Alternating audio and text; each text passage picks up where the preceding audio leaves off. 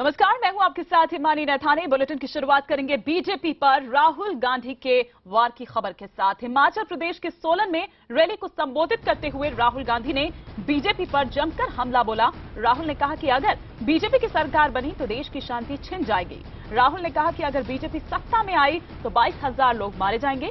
राहुल ने कहा कि बीजेपी क्रोध और नफरत की राजनीति करती है।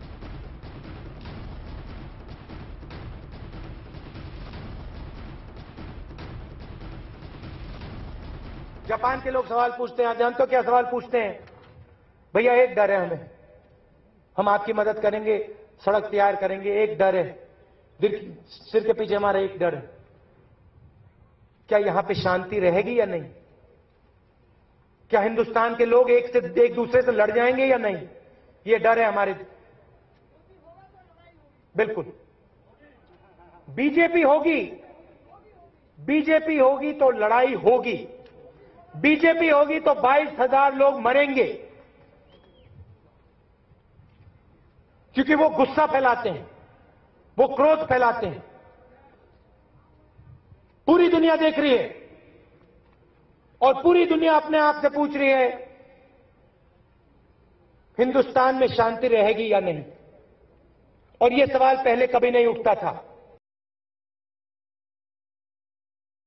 और इसी खबर पर और विस्तार से बातचीत के लिए इस वक्त हमारे सहयोगी अरुण सिंह हमारे साथ जुड़ चुके हैं। अरुण, लगातार जारी है इस तरह से आरोप प्रत्यारोप का दौर, लेकिन राहुल ये कह रहे हैं कि बीजेपी नफरत फैलाती है, क्रोध फैलाती है, गुस्सा फैलाती है। खुद राहुल जो कर रहे हैं वो क्या है?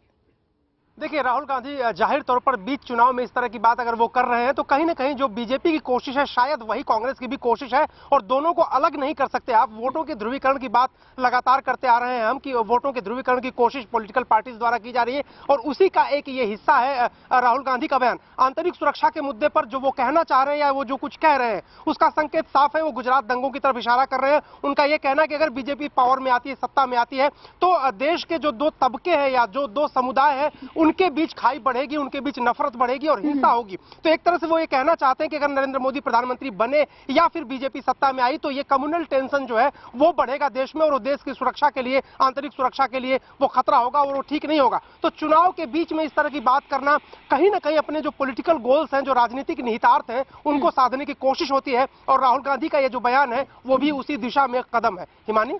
बिल्कुल अरुण, शुक्रिया इस तमाम जानकारी के लिए आपका, हमारे साथ इस चर्चा में जुड़ने के